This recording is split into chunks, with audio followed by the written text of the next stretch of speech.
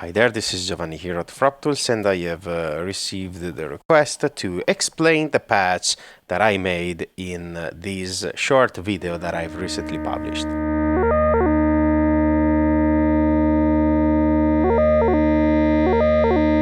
So first of all, we need to set up a drone sound, which I will make through BrainSource final output, patched into one of Kunsa's filters. It can be our filter 1, for example. And I might take the all output or just start with this one. Let's see.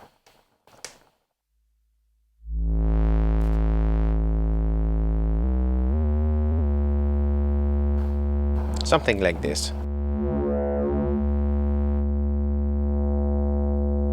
It has to be static, so I can play with whatever setting I prefer.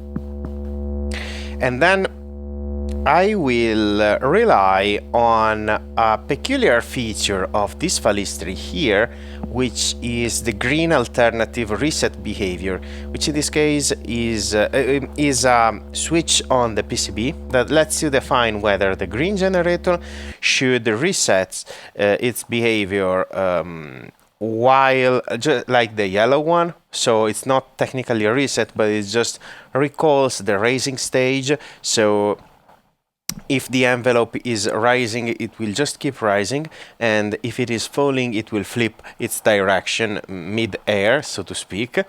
Or if it has to wait until the falling stage has ended before considering every input. So it will basically ignore every reset signal passing through this input if the envelope is active. But if we set this Falistri to the fast time scale and patch another sound, another oscillator, which can be our BrainSource green one, and use it to trigger it, we can patch this bipolar output to our Kunsa filter and use another filter, patch it here.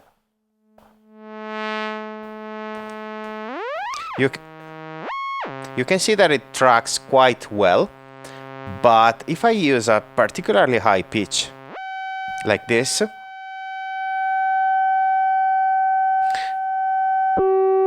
I will reach a point where the combined length of the raising and the falling times is longer than the period of the waveform of my green generator. So it will ignore 1 out of 2 impulses and so drop 1 octave. It will divide the octave by 2, and then by 3, and then by 4, and then by 5, and then by 6, and then again by 7 and 8. And if I sweep through this series,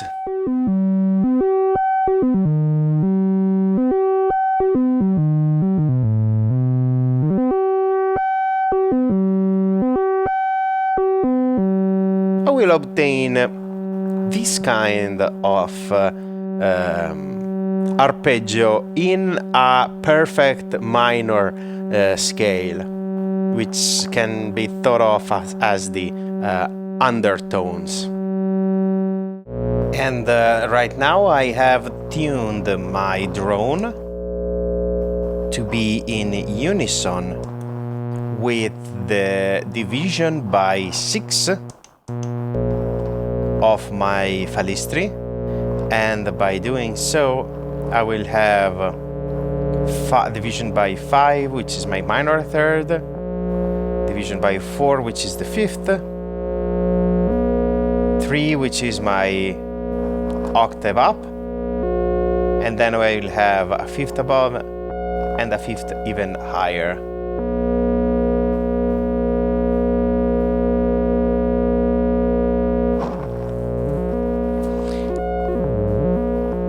And you can see that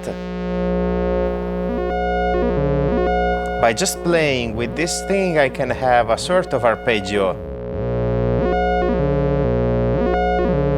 which reminded to some people either Abba or Madonna according to their demographic. And what we will do right now is to experiment with different random sources to modulate these, to automate the length of this formant arpeggio, how I'd like to call them. We can use the fluctuating,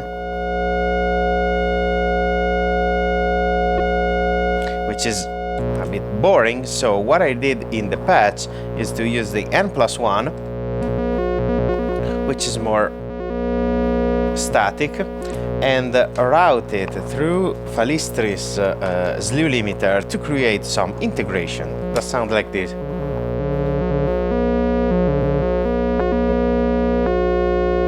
And by playing with the integration time, I can have different arpeggios. So this defines the overall range, and this defines the overall speed.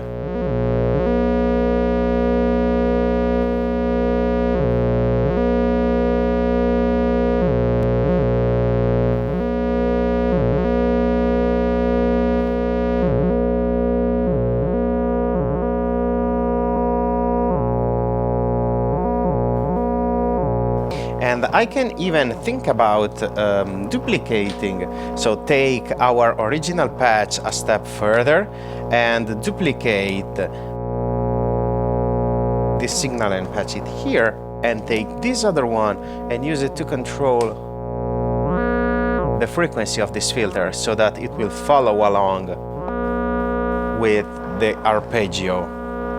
And in the original patch, I also added some dynamics to the drone.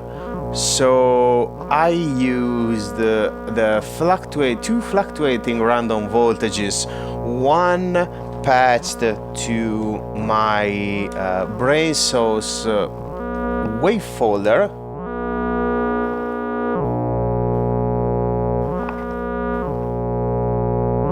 and the other one patched to its filter.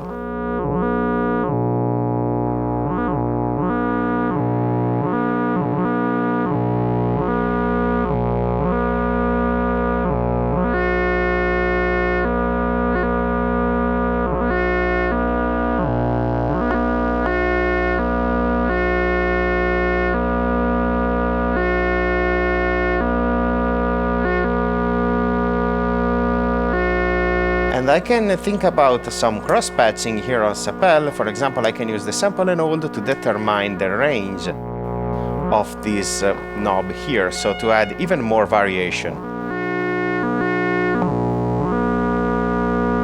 I think that Sapèl really starts shining through when we start cross-modulating and cross-patching it. So it was quite a simple technique, but I think that it is still fascinating, and I hope you liked it. I hope you found this video useful, and if you want to learn anything about the videos that I posted earlier, want some patch breakdown like this, let me know in the comments below. Goodbye for now, and I will see you next time with more patch ideas.